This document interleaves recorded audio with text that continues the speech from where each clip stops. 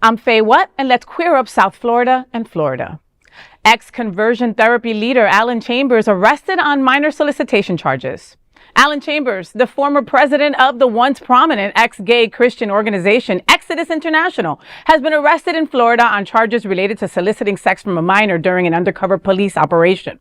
According to Orange County court documents, Chambers was arrested Tuesday by the Orlando Police Department and charged with solicitation of a minor via computer, sending harmful material to a minor, and illegal use of a two-way communication device. An affidavit obtained by local ABC affiliate Channel 9 Orlando News explains how the investigation went. A detective posing as a 14-year-old boy on Snapchat was contacted by someone identifying himself as a 50-year-old man named John David. The conversations later moved to Telegram and text messages and continued for several months. Police alleged the suspect repeatedly discussed meeting in person for sexual activity and expressed concerns about the age difference and potential legal consequences. Detectives linked the Snapchat, Telegram, and phone accounts to Chambers. Authorities said Chambers admitted to communicating with someone he believed to be 14 years old, but declined to answer additional questions after his arrest on May 19th. Baby, the call is coming from inside the conversion camp, okay?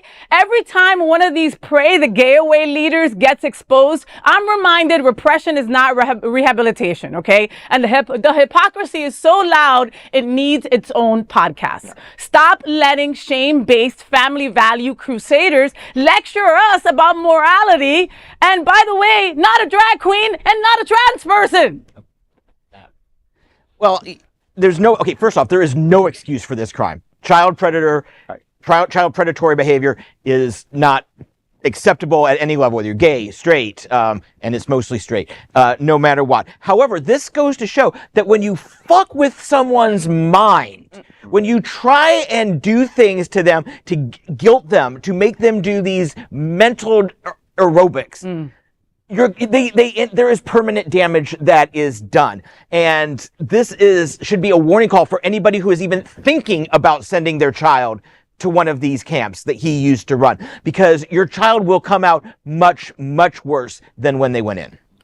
I agree. The point I was going to make, and I am not a psychologist, I'm an armchair psychologist, but from what we see around us is the people who we probably have all kind of messed around with, those guys that are on the down low, that are repressing their sexuality.